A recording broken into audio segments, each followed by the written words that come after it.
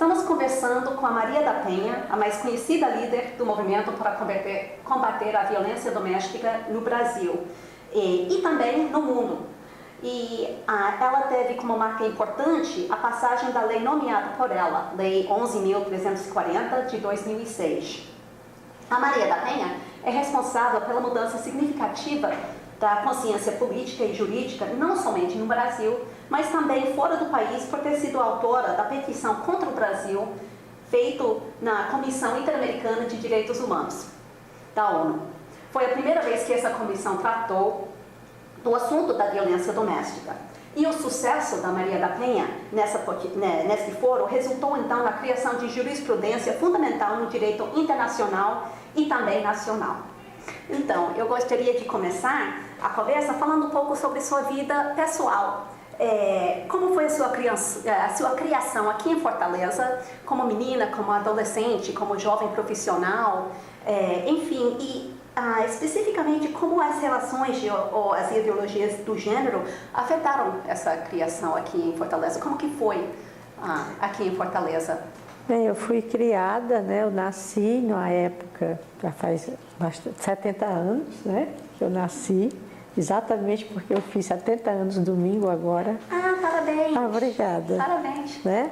Numa época que a questão de gênero era muito rígida, né? As mulheres, a minha mãe, por opção, deixou de trabalhar para cuidar dos filhos, né? Nós somos 5 irmãs, né?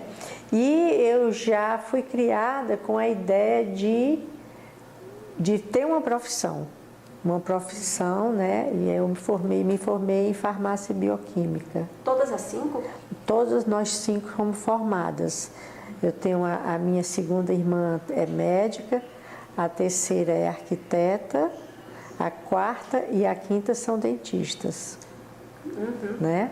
Meu pai era dentista. Sim, da nossa geração, sim, né? Minhas colegas, eu tive várias colegas de turma, a maioria mulheres, né? Da faculdade, né? De farmácia. De farmácia, né? E que ainda hoje nós nos encontramos anualmente. Então, assim, a minha turma, todas as mulheres da minha turma, né? Trabalharam, né? Se formaram e exerceram a profissão, né? Comigo aconteceu a mesma coisa. Então, quando eu fui para São Paulo fazer um curso de pós-graduação na área da Faculdade de Farmácia, né? Parasitologia e análises clínicas. Lá eu conheci o meu agressor, que era um estudante colombiano que estava cumprindo uma bolsa de estudos na Universidade de São Paulo, na área da economia. Né? Conheci através de amigos comuns, nós nos tornamos amigos, ele era uma pessoa muito querida pelo grupo, né? E muito prestativa. E a gente depois começou a namorar, né? Nós casamos, a minha primeira filha nasceu em São Paulo. Foi a época em que eu terminei o meu curso de mestrado, vim para Fortaleza, reassumi a minha função. Eu trabalhava no Instituto de Previdência do Estado do Ceará, né? E no momento em que ele conseguiu a sua naturalização como brasileiro, então ele mostrou a sua verdadeira face. Então eu já não o reconheci porque ele foi uma pessoa extremamente violenta, né, intransigente, e inclusive com as próprias filhas, que eram crianças, né, pequenas. Né.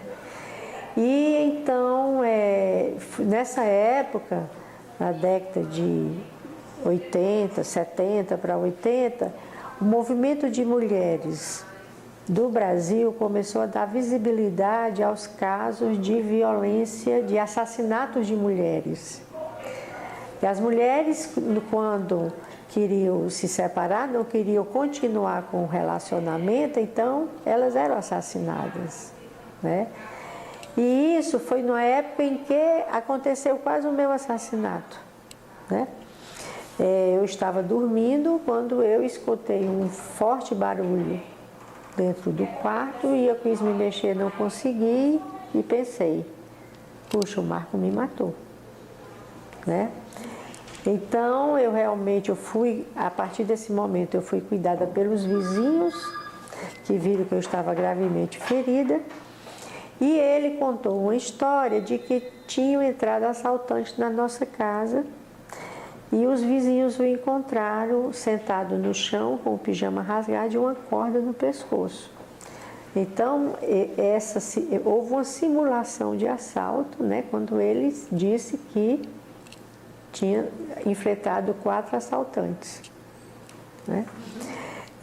Por conta desse fato, eu passei 4 meses hospitalizada e quando eu voltei para casa, eu fui mantida em cárcere privado. Até então, a história que prevalecia era de assalto. E eu até assim, me surpreendi de ver assim, a falta de sensibilidade com a minha situação e ele ser a mesma pessoa que eu tinha deixado antes, né? Continuava com as grosserias, né? Com as crianças, né? E nesse curto espaço de tempo, de mais ou menos 15 dias, eu sofri uma segunda tentativa de assassinato através de um chuveiro elétrico que ele propositadamente danificou, né? Então, nesse espaço de 15 dias, eu consegui um documento de separação de corpos que permitiu que eu saísse de casa sem perder a guarda das minhas filhas. Isso foi em que ano? Em 1983. E voltando só a 2 assuntos que a senhora tocou, a primeira, quando foi morar com ele, já tinha uma filha e a outra nasceu já em Fortaleza? Não, todas as 3 filhas são filhas dele, certo? Agora, quando eu vim para Fortaleza, é que nasceu a outra minha filha, a minha caçula nasceu aqui em Fortaleza. As primeiras 2 em São Paulo? Não, a segunda nasceu, eu mal cheguei aqui, ela nasceu aqui, foi logo quando eu vim, eu já vinha grávida, né? E a terceira nasceu aqui. As 2 nasceram aqui, mas da terceira eu engravidei aqui em Fortaleza. E a senhora diria que a estrutura da família, a divisão de trabalho dentro de casa, era bastante tradicional ou por a senhora ser profissional já era mais dividido, mais igualitário? Como que era o dia a dia, assim, de cozinhar, as filhas? Não, em relação a isso, a responsabilidade era toda minha. Quando nós morávamos em São Paulo, né, antes do nascimento, a gente dividia tarefas porque afinal não tinham tarefas, né? Porque quando é só o casal, as tarefas são mínimas, né? Mas após o nascimento, sim, tudo ficou por... eu que me respondia por tudo. Em relação, né? Inclusive, muitas vezes ele se recusava a me atender, como aconteceu um caso de uma filha minha passar a noite com falta de ar, né? Com uma crise muito rouca e tudo mais, e eu pedindo para ele me levar no hospital e ele não levou. Simplesmente precisou de amanhecer e eu consegui levar ao médico. E a senhora, na época, achava essa divisão, todo o trabalho de criação das filhas, de cuidado com as meninas, ficou como a sua responsabilidade, mesmo que estava também trabalhando, também profissionalizado? Achava, nessa época, isso parecia normal? Todo mundo dividia assim? Ou já não, eu assumia, me antecipava até, porque como ele era uma pessoa muito violenta, não era recomendável ele cuidar das crianças, entendeu? Então eu assumi por esse lado de uma proteção para elas. E se lembra nessa época que a senhora disse que já estava acontecendo na sociedade, estava saindo nos jornais, os assassinatos de mulher? Isso. Se lembra se nessa época a senhora sentia atraída ou pelo menos ficou conhecendo informação sobre o movimento feminista da época? Isso era nos anos 70, né? 60 para 70. 70 para 80. 70 mais ou menos. 80. Não, a faculdade quando? Eu terminei em 66. 66? Aí casou em São Paulo, no que ano? 76, eu acho. Ah, então, era anos 70, estava lá em São exatamente. Paulo. O que tinha nessa época, né, o comércio do movimento feminista? E a senhora se interessava por esse movimento? Não, não. Conhecimento? O que me chamou a atenção, assim, o movimento em si eu não tinha. Mas quando começou a imprensa dar cobertura a essas manifestações, entendeu? Já contra a ditadura. Exatamente. E então eu me inteirei sobre isso e dois fatos me despertaram para isso. O primeiro foi o caso do Doc Street, que foi né, em Angra do Reis, era uma pessoa da classe alta, né, e que ele assassinou. E justificou como violenta emoção, né, porque ela não queria continuar o relacionamento. E o outro foi a Eliane de Gramont, o marido dela, o Lindomar, cantor, né, que também não aceitou a separação.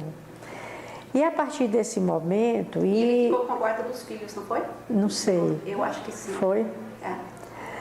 Então, a partir desses exemplos que eu vi, porque se eu não tivesse visto o exemplo, talvez eu até tivesse sido mais afoita. Mas diante desses exemplos, eu me botei no lugar delas e achei que eu não tinha a condição de enfrentar uma separação litigiosa.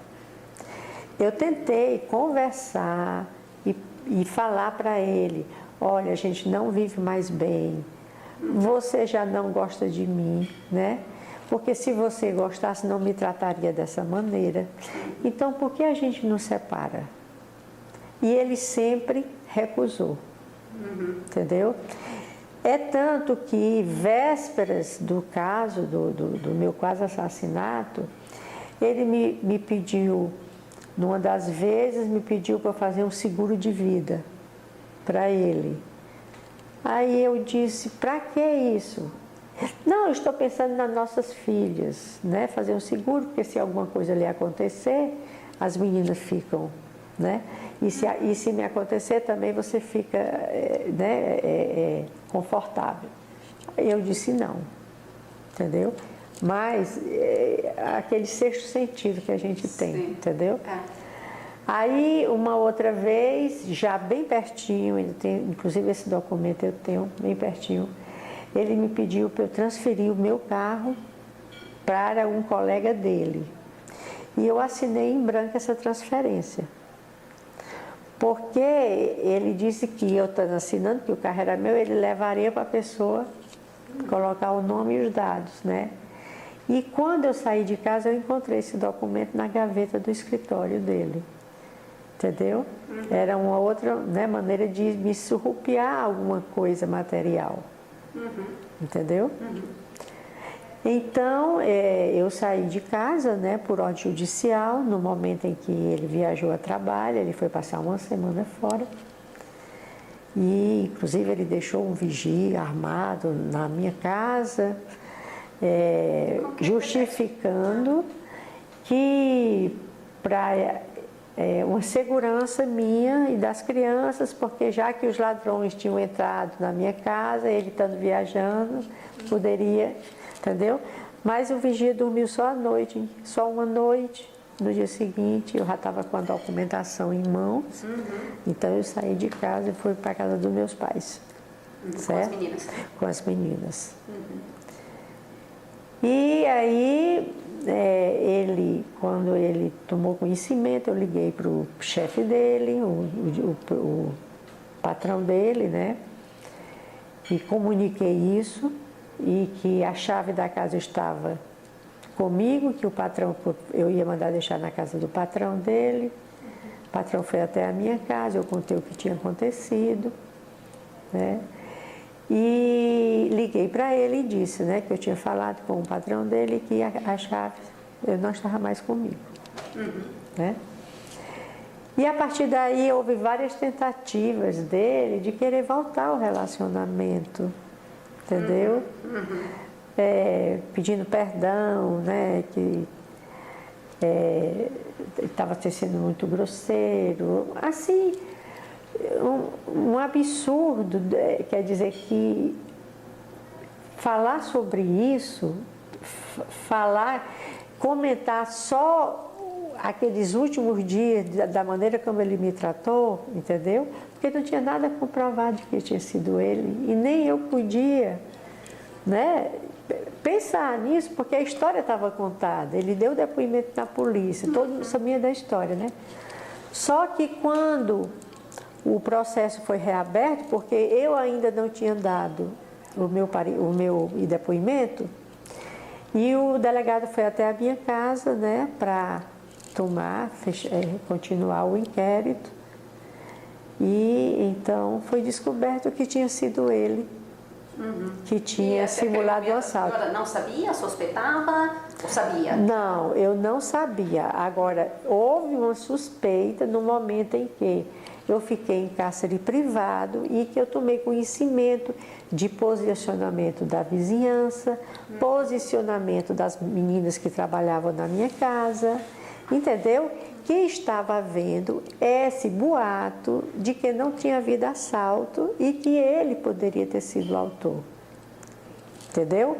Porque todo mundo na rua, né, começou a questionar o horário do que ele falou que foi o assalto. Tinha pessoas na calçada, não viram o movimento. Então, todo mundo começou a analisar o depoimento dele. E encontrei falhas, entendeu? E quando eu cheguei de Brasília, porque eu estava em tratamento no hospital em Brasília, né? Eu tomei conhecimento através das meninas que trabalhavam comigo. E a gente começou a colocar as pedrinhas nos lugares, entendeu? E coisas precisaram ser colocadas, né? Que quando o delegado veio, né? Tomou meu depoimento, aí depois tomou das meninas, e esses depoimentos a gente dá 2, 3, 4 vezes, né? Que eles checam se é verdadeiro ou não. Então, o depoimento das meninas?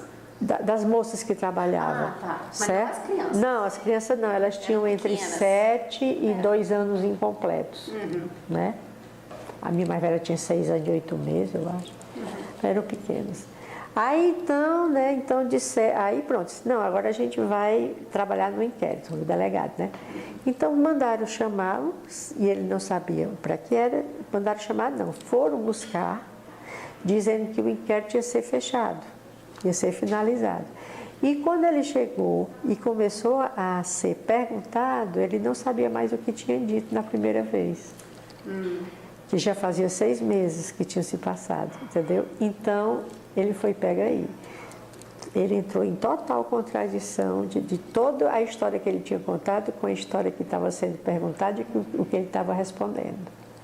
Então, ele foi indiciado como autor de tentativa de homicídio contra a minha pessoa. Agora, se me lembrar bem os detalhes, aí ele foi processado, foi condenado, mas ele saiu logo que fez a apelação. Aí ficou muito tempo fora, liberado. Isso. E aí a apelação já liberou ele. Não foi assim? Exatamente. O primeiro julgamento demorou 8 anos para acontecer, né? E nisso eu empurrando, procurando, muitos amigos me ajudaram a desengavetar. Aí ele foi condenado, saiu do fora em liberdade por conta de recursos.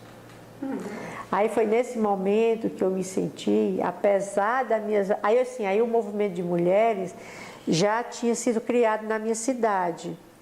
Qual era o nome da organização? Era o Conselho Cearense dos Direitos da Mulher, certo? Vínculos nacionais ou era local?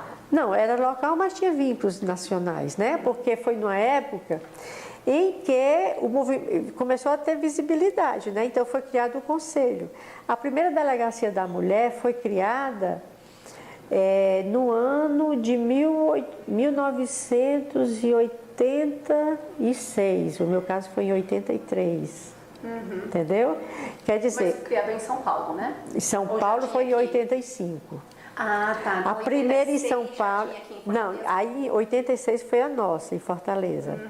Entendeu?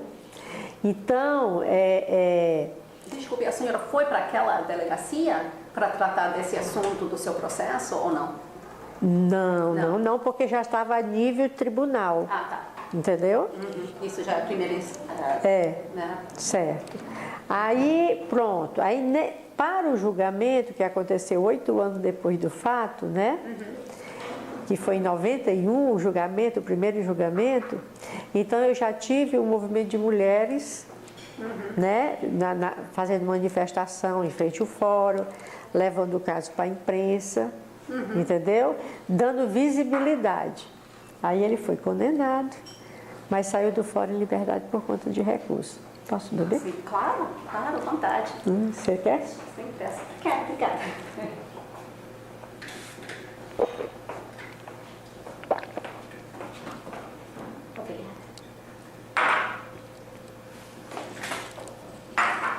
Então, bom, já surgiu o segundo tema que eu queria...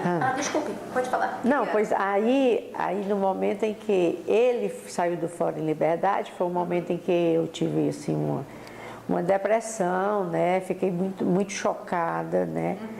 E então eu escrevi um livro, Sobrevivi e Posso Contar. A intuição, no dia de lançamento, foi o que eu disse, né? Que aquele livro, o meu agressor tinha saído do Fórum em Liberdade, mas que quem lesse o livro, com certeza, ia condená-lo e deixar aprisionado na sociedade. Eu ia deixá-lo ele aprisionado na sociedade, né? Pela sociedade. Ele ficaria preso pela sociedade, de quem lesse o livro, né? Aí, esse livro chegou às mãos do CEGIL, que você sabe que é no Rio de Janeiro, né, o CEGIL, e me ligaram perguntando se eu queria denunciar o Brasil na OEA, não é ONU, né? Aí eu disse que sim. Olha, ele disse, porque você... sim. Então, eles que contataram a senhora para ter lido o livro. Isso, porque eu não conhecia o CEGIL. Então, o CEGIL, em parceria com o CLADEM, né, fizeram a petição e nós assinamos, CEGIL, CLADEM e eu, essa petição para a OEA. Enviamos o livro e cópia do processo. Né? O processo já tinha 3 volumes, 2 volumes, enorme já. Mas nós enviamos e nesse momento eu fiquei tranquila. Eu fiquei tranquila porque eu sabia que alguma coisa, eu tinha a certeza de que alguma coisa positiva ia acontecer. Entendeu? Aí houve o segundo julgamento, ele foi novamente julgado, novamente condenado e saiu do Fórum em Liberdade por conta de recursos. Certo? E todas as novidades. Durante esse período, eu escrevi artigos, eu tinha passado o quê? Uns 10 anos, né? Porque 8 anos para o primeiro julgamento? O primeiro julgamento foi em 91 e o segundo em 96. E ele em liberdade o tempo todo? O tempo todo, né? Então... Você não temia pela vida? Não, eu tinha muito cuidado. Eu não me expunha. Entendeu? Eu sempre fiquei muito em casa. E as meninas? Né? As meninas também. Não. Teve um momento em que ele tentou várias vezes, como é que diz, levar elas para passeio, mas depois ele tinha direito? Olha, direito tinha aquela quinzenal, né? Porque o negócio é muito técnico, né? Sim. Muito técnico. A separação deixou elas em guarda sua, mas que ele tinha direito. Exato. Mas, como elas tinham muito medo deles, elas tinham, porque elas sofreram muito com eles também, né? Elas tinham, e eu disse para elas, se vocês não quiserem sair com o pai de vocês, quem manda em vocês agora sou eu. Né? Vocês não precisam ir. E sempre quando coincidia, aí assim, eu fazia o jogo, né? Dizer, olha, se vocês quiserem sair com ele, sai, mas hoje a titia vai levar vocês para passear. Vai para o aniversário. Então a gente sempre tinha uma alternativa que dava segurança a elas de dizer que queriam ir para o aniversário com a mamãe, entendeu? Eu fazia sempre esse jogo, para evitar que ele ficasse com elas, que eu não sabia, né? Elas temiam ele, elas tinham medo, eu bastava olhar para elas, entendeu? Aí, Quando o segundo julgamento... Sim, e durante esse período, anualmente eu escrevi artigo no dia 8 de março, entendeu? Relembrando o fato, né? E quando aconteceu o segundo julgamento, que ele saiu em liberdade, o CGIU já tinha os meus relatórios que eu mandava, o que estava acontecendo, né? Aí foi o tempo em que houve foi em 97 que o processo chegou na OEA, e durante 4 anos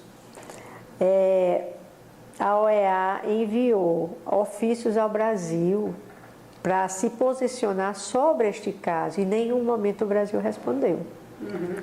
Entendeu? Em parte facilitou porque a burocracia deixou de existir. Né? Foi positivo isso, apesar de ter sido um caso negativo. Que foi esse ano? Foi em 97 quando entrou? Foi. Foi em 97. Agora, quem era presidente já era Henrique?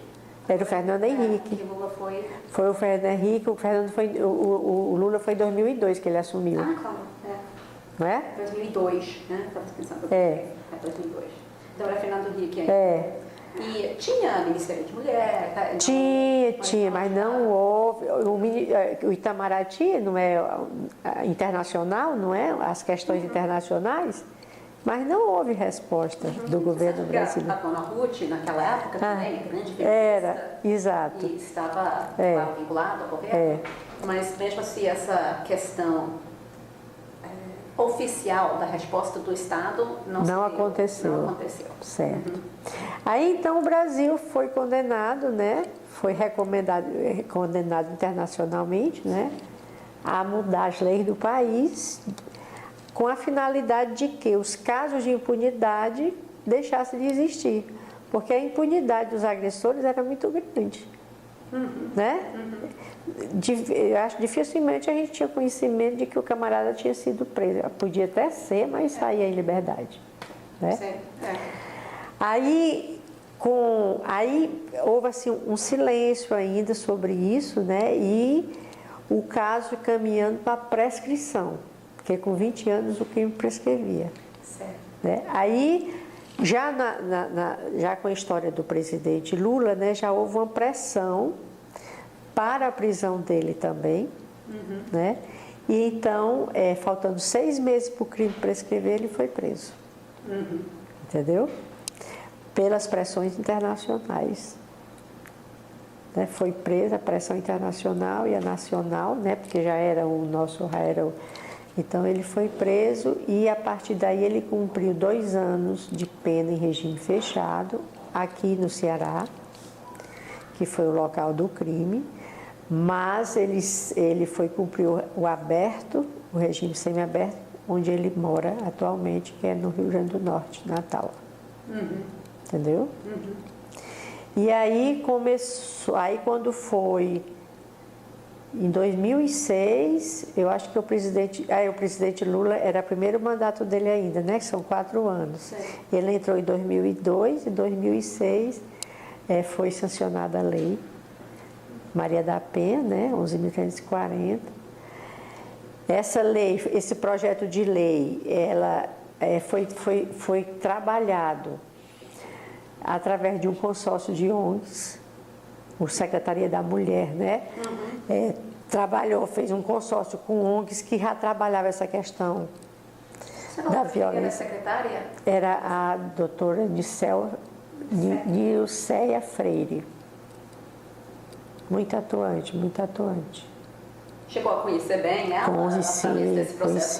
Conheci. Ela veio aqui ou a senhora viajava a Brasília? Como que foi? Não, no momento em que eu passei a conversar assim com a ministra Nilceia a partir do lançamento da lei, da sanção da lei.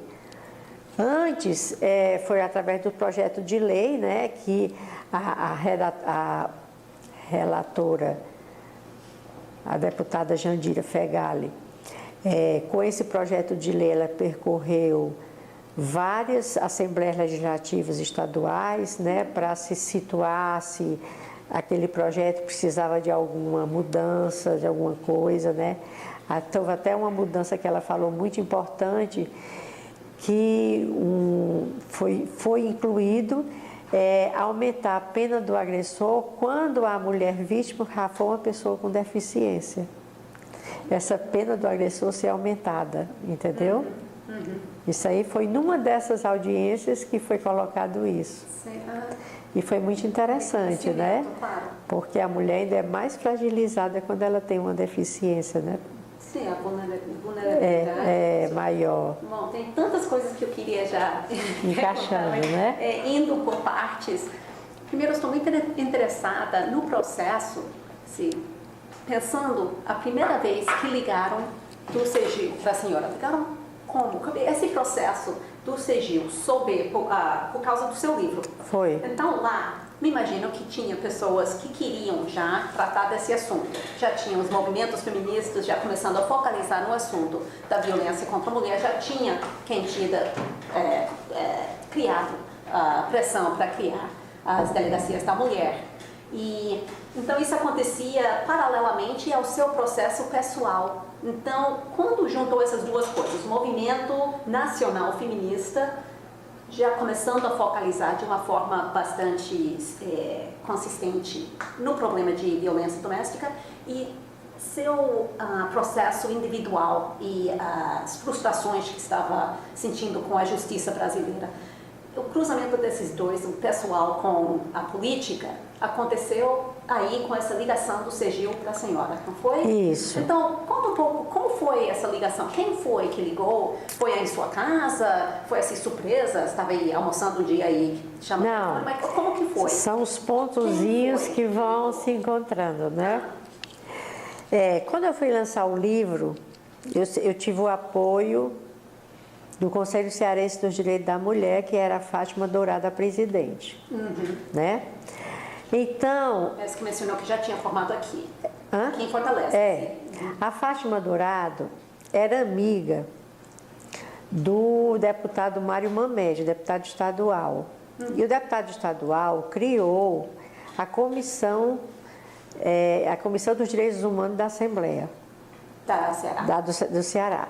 Né? Ele era o presidente, ele criou, né? E os casos de violação de direitos humanos chegavam até a ele através, né, dessa comissão. Né? Aí o que é que acontece? Em 90 e pouco. Não, 90 não. Foi... Exatamente, o livro foi em 91, depois de julgamento. Foi em 91 o julgamento. Então. Né? Que eu já estava com o Conselho da Mulher. Quando eu tive a ideia de escrever um livro, aí eu falei para a Fátima, né? Liguei para a Fátima, eu estou escrevendo um livro, né? Depois eu quero que você leia, certo? Porque eu quero deixar registrado o que aconteceu comigo. Aí o livro foi trabalhado, né? Um amigo meu me ajudou a fazer o livro, assim que ele era escritor, né? Então ele me ajudou. E esse livro, o Mário Mamed participou do lançamento dele. Entendeu? Né? Ele participou. A editora foi qual? Não me lembro. A editora. Foi uma editora local, assim, não teve editora, né? Não sei nem se ela existe ainda, que foi esse meu amigo que é escritor, que disse, vamos imprimir nessa gráfica, né? Aí nós fizemos. Aí, pouco tempo depois, o CEGIL entrou em contato com a Assembleia Legislativa para trazer, eu acho que foi na época da criação do CEGIL, para trazer, mostrar que o CEGIL existia, entendeu? Aí chegou aqui em Fortaleza, né? E foi dar um curso, foi fazer uma capacitação sobre o que era o CEGIL e quais as causas que o CEGIL assumiria para levar, né, na esfera internacional. Aí a secretária do Mário Mamed, né, foi representar o Mário Mamed e quando chegou disse, Mário, o caso da penha se encaixa no CEGIL. Porque todas as instâncias, né, internas já foram esgotadas, né, e eu acho que você devia conversar com o Sergil sobre isso. Aí o Mário liga, né, para o Sergil, ou a menina ou ainda estava aqui, eu sei que a Mari entrega um livro para o Sergil. E diz que o Poder Judiciário do Ceará é o mais corrupto do Brasil. Em todos os sentidos, e é. Entendeu? E como o Sergil tratar casos da justiça inoperante, era com o Sergil, né? Então pronto. Eles adoraram o Sergil e nem com uma semana eu recebi a ligação. Só que eu sabia, né, que já tinha sido entregue. O Mário me perguntou, ó, Penha, está acontecendo isso. Posso entregar o seu livro? Pode. Entendeu? Sim. Deve. Então, para Sergil foi perfeito. E se a senhora sabe se era o interesse do Sergil era por causa da corrupção da justiça no Ceará ou era por causa do assunto violência doméstica? Não, eu acho que era por causa da questão da impunidade mesmo. Impunidade, seja qual for. No caso, está caracterizada a impunidade contra a mulher, né? Sim. Contra a violência contra a mulher. Você lembra quem foi que ligou? Olha, no primeiro momento tinha a Beatriz Galo, que eu acho que foi ela que deu o pontapé inicial. Foi a ela que o livro chegou, porque ela era representante do Sergil na época. Entendeu? Depois ficou com a Liliane Tojo, né? Já depois de algum tempo a Liliane Tojo assumiu já lá na esfera de Washington, eu acho que já, entendeu? Porque primeiro eu acho que mandam, né? Eu não sei como é o sistema, certo? Aí a Liliane Tojo teve petição para ver se vai ser aceito para ser. Pois é. Né? Aí, né, com a Liliane, até o Mário me lembrou um dia desse, a gente conversando, aí ele continua como amigo da senhora até? Não, a gente não tem muita amizade, mas é porque o Instituto está produzindo O seu instituto, o Instituto. Exatamente. A gente está produzindo um material e esse material a gente gravou a fala do Mário, como a da Fátima Dourado também. Ele, como é que se diz, colocando como me conheceu e as dificuldades que ele teve no meu caso. Ah, sim. Entendeu? Isso está no site de vocês? Não, nós estamos gravando, nós estamos fazendo... estão fazendo atualmente? Tá. Entendeu? Foi feito agora, no fim do ano passado. Aí o Mário estava fazendo a gravação, né? Ele contando para a gravação, e eu estava presente. Aí ele disse que... me passou, é muita coisa junto, me passou, mas depois eu me lembro. Uma coisa interessante que eu queria dizer para ti. Sim, aí ele disse assim, quero dizer, Pedro, não sei se você lembra, que essa data eu nunca vou esquecer. A Liliane Tojo estava vindo dos Estados Unidos, parou aqui... Liliane quem? Eu esqueci. A Liliane do Sergil. Do Sergil. Que na época, né, assumiu também. Aí ela estava vindo dos Estados Unidos, não, ou era dos Estados Unidos ou era do Pará. Não, acho que era de Belém do Pará que ela vinha. Parou aqui, para daqui para Argentina, para São Paulo, porque ela é argentina, mora em São Paulo. Eu tenho a impressão que é isso, certo? A convenção, né? De que ano foi a convenção? A convenção é 94, se não me engano. Agora eu tenho que lembrar. Não sei, porque... A convenção do Belém do Pará. Convenção... certo, eu não sei. Convenção contra todas as formas de discriminação, violência. Pois é, eu não sei se ela vinha de lá, eu não sei. Eu sei que ela estava de passagem para São Paulo e mandou parar aqui. Foi dia de Natal, dia 24. Aí o Mário, Pedro, tu não se lembra não que foi no Natal, em Seixas, naquela coisa que o Mário contou naquela gravação, a Liliane, a gente se encontrou no hotel, foi no Natal, dia 25, não foi? Pois é. E ela estava vindo dos Estados Unidos? Não, eu não sei se ela estava vindo de Belém ou estava vindo dos Estados Unidos. Eu sei que ela ia para São Paulo. Conceição, você se lembra a data da Convenção Belém do Pará? Convenção contra a Violência contra a Mulher? Acho que Belém do Pará, Peraí, eu digo já. Procura aí no seu telefone. Que eu não Pois é, aí, entendeu? Aí ele falou isso. Ela estava na convenção. Não sei, não lembro mais, né? Eu acho que era 24, não? 94, é? Veja aí no telefone a convenção, qual a data. Quer dizer, mas não vai adiantar, porque a data que foi aceita a convenção não seria a mesma data que as pessoas estão redatando, né? Exato, porque ela já estava vindo com alguma notícia sobre aquilo. né? Aí nós fomos no hotel que ela estava, eu e o Mário, entendeu? Conversar com ela e tudo mais. Aí, sim, não era isso que eu ia te dizer, mas você estava perguntando o que mesmo? Eu estava perguntando sobre esse processo, sobre quem era dentro do CEGIL, se era impunibilidade geral ou era especificamente assunto de violência doméstica. Eu tenho a impressão que por exemplo, o assunto seria violação dos direitos humanos, com foco na mulher, né? Que o meu caso se reflete a isso, né? Realmente, porque aconteceu justamente quando estava sendo, seja qual for a data exata que foi colocada a convenção, as conversas sobre a criação dessa convenção estavam sendo feitas. Talvez para orientar. Qual foi o ano? A internet está ruim aqui. Tá, obrigada.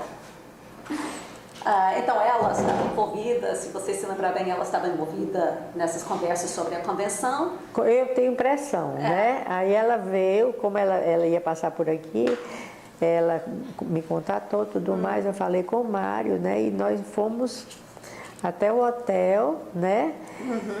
E ela dizia que estava tudo sendo encaminhado como deveria, entendeu? Aí, olha... Quando em 2001 a Liliana me ligou para dizer, bem, o Brasil, o CEGIL reconheceu, né, que o Brasil precisa mudar muita coisa e nós vamos, você vai receber a imprensa de São Paulo, né, para fazer nós estamos mandando para lá, para São Paulo, o release do caso, né, e elas vão para a terra e o Estadão vai até aí fazer uma entrevista com você, tá certo? Ave Maria, eu não disse que ia acontecer alguma coisa, viu? Eu fiquei muito feliz. Aí eu liguei para o Mário. O Mário era secretário de saúde do município aqui perto. Aí eu liguei lá para a Assembleia, tinha me dado o telefone do Mário. Quando eu liguei, ele disse, eu estou arrepiada. Eu digo, imagina eu. Né? Aí pronto, né? Aí pronto, aí começou, eu acho que ninguém acreditava, né? Quer dizer, as notícias de jornal, né? Tudo mais, mas eu digo, cá comigo, agora as coisas vão acontecer, e foi mesmo, viu? E como foi o processo? A senhora teve que ir até Washington? Não. Tudo por escrito, né? Tudo documentado. Agora eu fui, há 3 anos atrás, eu fui ao Washington, as meninas do CEGIL me levaram, né? E para a gente colocar a dificuldade da implementação da lei, entendeu? A dificuldade das pessoas entenderem que a mulher precisa ser resguardada, né? Então nós colocamos 2 casos muito tristes, né? Fora outros que a gente sabe que tem. Mas esses são famosos, daquele do goleiro do Flamengo, né? Horrível. Né? Que a mulher denunciou, registrou, né? E é assassinada porque uma juíza, rapaz, disse que ela não tinha uma relação estável. Onde é que se viu isso? Que classe de juíza é essa? Né? E o caso do goleiro e o caso de uma cabeleireira que morava vizinho, o agressor dela, né? E que ela já tinha também denunciado, em Minas Gerais, isso já tinha denunciado várias vezes. E o camarada não tinha sido preso. Aí entrou lá e matou, na hora do trabalho. Entendeu? Quer dizer, aí como é que você quer que as outras mulheres se estimulem a denunciar, se 2 casos desses mostram que não houve um descaso total? Né? Bom, então, senhora, já surgiu o próximo tema que eu queria tratar, que era depois desse julgamento na comissão. E aí veio essa resposta ao Brasil. O Brasil ainda demorou. Essa é uma coisa que não entendo, porque eu leio aquele processo, né? Eu li várias vezes, inclusive os alunos mandou eles fazerem trabalho sobre... Inclusive elas vão ver esses vídeos e elas estão super animadas para ver a entrevista. Foi em junho de 94. 94. Eu achava que era 94 mesmo. Então, de repente, ela estava vindo. Estava vindo até... exato. Então, de repente, a cerimônia de... Não, mas Foi em dezembro. Mas de 94 foi isso? Não, o nosso encontro... O livro foi em 94, né? Foi. Então, esse encontro era depois. Não, foi depois que nós devemos entrar em 97. Dela deve ter ido, podia até ter ido a Belém só para averiguar alguma coisa sobre a convenção, né? Mas não foi por conta. A gente entrevista ela, para saber. Já vai ter a história de várias perspectivas. Mas eu estava dizendo, eu leio esse processo, que está no site essa interessante da comissão. Você clica e aí tem todos os processos. Então a gente eu uso esse processo muito nas minhas aulas lá. E porque tem em inglês. Então as meninas leem e interpretam, analisam. E o que sempre me perguntam são duas coisas. A primeira coisa que sempre perguntam, a senhora já respondeu. Como que os processos chegam até lá? Agora a gente tratou desse assunto. A segunda mas por que se o Brasil tinha Secretaria da Mulher, Secretaria de Defesa de Direitos Humanos, se o Brasil concordava com o resultado do processo, por que demorou tanto para dar resposta? Porque a gente vê naquele processo, no site da comissão, que a CGU reclama que o Brasil não está fazendo as devidas medidas para... Isso antes da lei. Isso antes de passar a lei, em 2006. Já existe nesse sentido, né? Uma cobrança. A CGU está, naquele documento, a CGU está todos os anos, faz um relatório sobre o que está acontecendo com esse processo, com esse caso.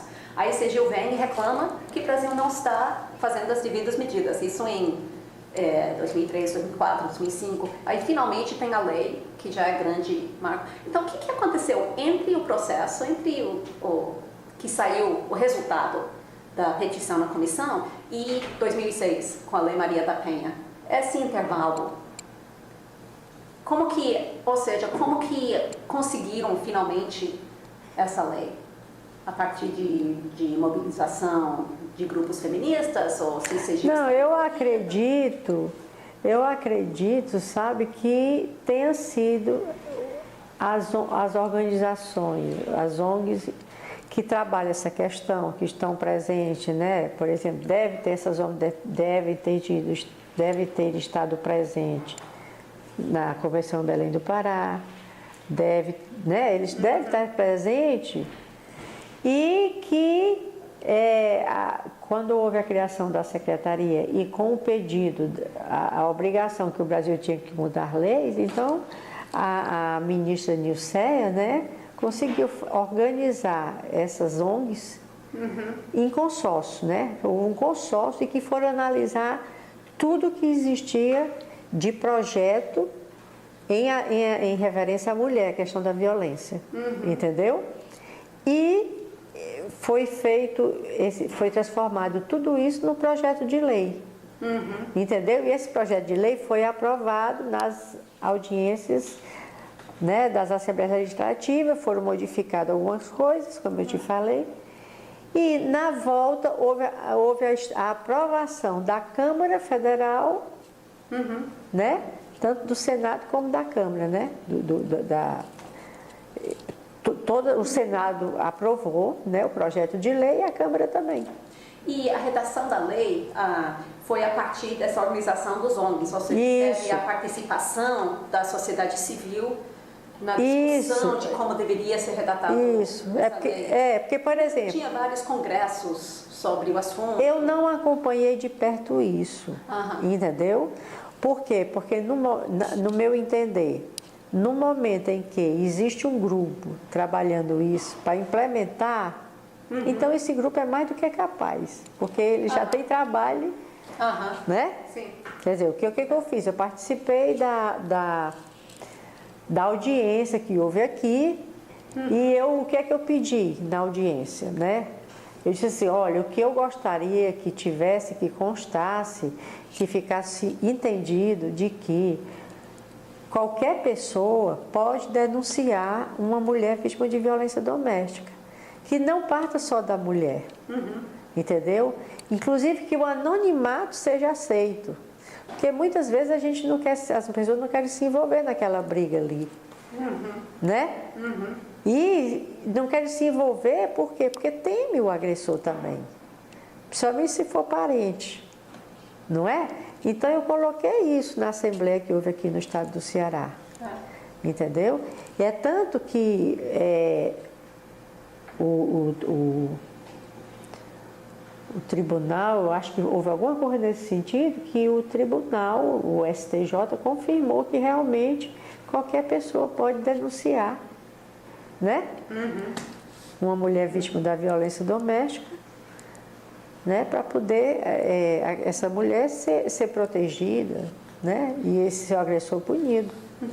E alguns juristas, depois da passagem dessa lei, alguns juristas discordaram da lei, alegando que era anticonstitucional porque trata somente da violência contra a mulher, enquanto devia ser qualquer violência doméstica. O que a senhora acha sobre isso? Um homem poderia se beneficiar com essa lei? Ou seja, um homem que é vítima de violência doméstica pode processar o agressor com base dessa lei? Não, na base da lei não, mas ele pode denunciar a sua agressora, entendeu? Porque para isso existem as delegacias comuns, quer dizer, o que é feito para atender a lei atende exatamente só quando a vítima é a mulher. Por quê? Porque ela é em maior número, porque ela é a mais frágil da história, né? Porque precisa haver esse entendimento, porque a cultura machista não iguala homem com mulher. Na nossa cultura, o homem é superior à mulher e pode fazer o que quiser, e era o que existia até antes da lei. E as mulheres nunca foram justiçadas. Né? Outra marca dessa lei foi, pela primeira vez, nomeado especificamente que independe da orientação sexual da pessoa que está sofrendo a violência ou que está envolvida nas relações familiares. Isso, pelos ativistas LGBT, pelos juristas, foi grande marco. Foi a primeira vez que a orientação sexual foi reconhecido como fator e nas relações domésticas no Brasil, e foi a primeira vez que a família foi definida dessa forma, podendo incluir as pessoas independente da orientação sexual. A senhora tem alguma opinião sobre esse fato, desse ser incluído na lei como em um dos parágrafos? Ou se acha que isso teve alguma importância? Não, eu acho que é importante, porque senão você deixa a mulher que sofre violência e que ela é lésbica, né? Você deixa ela fora do controle do Estado, né? Você deixa ela fora da proteção, né? Se isso realmente existe, né? A gente tem que saber respeitar, né? E mudando o assunto para depois da passagem dessa lei, a senhora criou o Instituto Maria da Penha para continuar a combater contra a violência doméstica, já ao nível não só local como nacional, né? E o que acha que foi o impacto dessa lei? Como impactou a situação e a prevalecência de violência doméstica? Você tem melhorado a situação de alguma forma? Ainda tem muitas lacunas? Olha, o que eu acho é o seguinte: os gestores públicos, na sua maioria, são homens. Ainda hoje, né? E, infelizmente, a maioria dos homens são machistas. Então, a minha interpretação, para eu dizer isso aqui, para eu dizer isso para você, que é machista, eu estou refletindo as pesquisas, entendeu? Por que a maioria dos nossos municípios não tem a política pública que atende a mulher em caso de violência? Porque o gestor não trabalha nesse sentido. Por que que só depois de 8 anos é que todas as capitais brasileiras conseguiram criar os equipamentos que atendem à lei? Porque o gestor é machista. Então, não é interessante, ele não acha que não é necessário, né? Então, é muito machismo interferindo na não aplicabilidade da lei. E isso a gente precisa mudar através da educação. Entendeu? Inclusive, uma das recomendações da OEA ainda não foi implementada, que é a recomendação número 4, que é levar para as escolas a questão do reconhecimento, a questão do respeito ao gênero, respeito que todos têm todos têm direitos iguais. Né? Nós somos só fisicamente diferentes, mas em direitos nós somos iguais. Né? Nós temos funções orgânicas diferentes, mas em direitos nós somos tão capazes quanto o homem. E eu conto esse exemplo das minhas palestras, que eu já viajei muito com mulheres piloto de avião. Sim. Né? E em qualquer profissão você vê que a mulher se destaca até com muito mais. Né? Mas então essa lei fez uma diferença? O fato de estar reconhecido na lei que isso é uma ofensa muito importante, que não vai para a corte especial de menos peso? Não, eu acho sim que aos poucos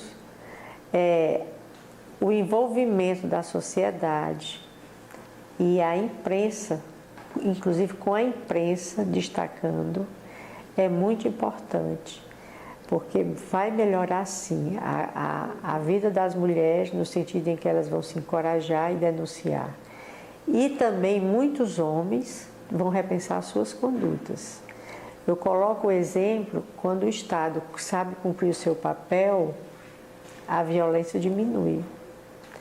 Quando numa comunidade o policial chega e prende aquele homem em flagrante, todos os outros repensam a sua conduta. E vice-versa, quando isso não acontece, as mulheres desacreditam no poder de Estado, não denunciam mais e os homens continuam a fazer das mulheres o que eles querem. Isso está acontecendo no Brasil? Está. Está. E, finalmente, para essa parte, pode falar um pouquinho sobre o Instituto, como e quando e por que foi criado e qual é o trabalho e o que tem feito até agora, quais são os objetivos principais alcançados e ainda por alcançar? Bem, através do Instituto, a gente começa a dar mais visibilidade, né? Desculpe, foi criado em que ano? Em 2009, né? A gente quer dar mais visibilidade à questão da violência contra a mulher, do enfrentamento, entendeu? Então, a gente tem mostrado, através da educação na universidade, né? Em todas as profissões, nós temos um projeto que é um curso que é dado na universidade, entendeu? E que qualquer universitário pode se inscrever nesse curso e ter um ano, 6 meses, né, de orientação de como conhecer uma mulher vítima da violência doméstica, de como aplicar a Lei Maria da Penha, né? O que é comum encontrar, entendeu? E assim. Para aluno de direito. Hein? Para aluno de direito. Qualquer aluno. Qualquer área. Qualquer área, porque o médico precisa saber disso, o médico precisa fazer notificação compulsória, o enfermeiro também. O enfermeiro, o auxiliar de enfermagem precisa identificar aquela mulher que está ali envergonhada porque foi vítima de um estupro. Né? Saber identificar, saber conversar, saber encorajar essa mulher, saber atender essa mulher, fazer a notificação compulsória. Entendeu? E isso, o Instituto pretende levar essa informação através da universidade, né, de um curso um curso dessa maneira, nas escolas, entendeu? Levar isso, a importância para as crianças de dizer que o irmão não pode bater na irmã, né? O pai não pode bater na mãe, levar essa informação, né? A informação para os professores, que por que os professores mandam os meninos ir para o recreio e as meninas ficar para limpar o quadro negro, para aprontar a sala para o próximo, né? Para as mães, por que você manda seu filho brincar na rua e não deixa a sua menina para lavar a louça? Né? Isso aí a gente, né, é colocado isso e é aquilo, quem escutou passa para frente e assim vai, enquanto o Estado não assume o seu papel realmente. Né? Assume a sociedade civil. Exato. E como foi financiado o Instituto e como foi pensado? Foi a senhora sozinha teve a ideia ou foi a partir de conversas com outras pessoas? Não, a ideia partiu da nossa coordenadora pedagógica, que ela é professora universitária, né, e colocou para a gente o que ela pretendia e que seria bom a gente, né, criar o instituto e tudo mais. A gente se animou com isso, né? Aí a gente trabalha mais no voluntariado, né? Trabalha muito no voluntariado. E temos uma equipe muito pequena que faz toda a diferença também, né? Porque tem a Conceição de Maria, que trabalhava numa empresa, mas veio trabalhar com a gente, né? Porque ela é envolvida. A Conceição, tem que sair. Invisível. A minha filha. Bastidores. A minha filha, né, trabalha com a Cláudia é minha filha, não, é a do meio. Cláudia é sua filha? Eu não vou conhecer ela. Talvez ela foi buscar filho na escola, vai passar aqui na volta. Tá. Que bom. Porque eu falei muito com ela por internet, ela foi super gentil. E temos uma funcionária, né, do Instituto, né, aqui, auxiliar aqui, que cuida. Ela recebe as ordens da Conceição e da secretária, né? Certo? Faz a parte do secretariado. E eu, na medida em que posso, né, estou aqui ajudando as meninas e trocando ideias e querendo voar mais do que eu posso e elas me puxando para o chão. E deixa eu só uma pergunta. A senhora falou, a gente queria ter essa ideia e queria, junto com a pessoa que era, como que chama? Que era a pedagoga? Sim, a coordenadora pedagógica. Isso. E ela começou lá em Pernambuco. Ela é coordenadora do curso, né, do DDDC, que é o curso Defensores e Defensoras do Direito à Cidadania. Para alunos universitários. Isso, na universidade ela faz isso. Então ela é professora universitária. Exato, então ela faz essa parte, então ela tem alunos de todas as áreas que querem, né, porque é um curso gratuito para os universitários da faculdade que ela ensina. Sim, e ela ensina em Pernambuco? Ela é em Pernambuco. E ela teve essa ideia de fazer aqui? Aqui também, mas aqui a gente faz com o pessoal, é o instituto que organiza o curso. Agora, lá ela é que é a orientadora mesmo. Entendeu? Porque ela já é professora. A sede do Instituto é em Fortaleza. O Instituto foi criado aqui, mas como ela reside lá e é professora universitária, ela desenvolve um curso do Instituto lá. Mas o Instituto é de Fortaleza. Então, o Instituto aqui e ela tem uma parte em Pernambuco. Como ela é professora universitária, ela já aproveitou. Né, ela é do Recife? Ela é. Da faculdade eu falo com ela, mas estou indo para Recife. Ela hoje está em Portugal. Ela está fazendo doutorado. Doutorado em Portugal. Que pena. E quando a senhora fala a gente queria, quem é a gente? Além da senhora, a sua filha já estava querendo estar envolvida? Mas assim, são meus genros. Que legal. Meus genros e minhas duas outras filhas, né? Todas são conselheiras, né? E vêm para as reuniões, a gente tomar decisão junto, entendeu? Que interessante. As decisões são todas tomadas com esse grupo. Que legal. E tem colegas também que são conselheiras, colegas de faculdade, né? Que a gente mantém o relacionamento, que aceitaram. Né? Interessante. E só mais uma pergunta, já sei que está sendo longa a entrevista, mas eu poderia ficar horas mais, porque eu acho fascinante, muito interessante mesmo. A outra é essa pergunta geral, que para o projeto a gente gosta de perguntar a todas as entrevistadas para poder comparar como são essas respostas. A senhora se considera feminista e o que é feminismo? Aqui no Brasil, no exterior? Como quiser interpretar essa pergunta e essa palavra, feminismo? Olha, eu sou uma defensora da Lei Maria da Penha e defensora das mulheres vítimas da violência. É o que eu sou. Tá bom. Tá bom. Muitíssimo obrigada. Foi maravilhoso. Oh, coisa boa mesmo. que você... E encerramos aqui. Pode desligar.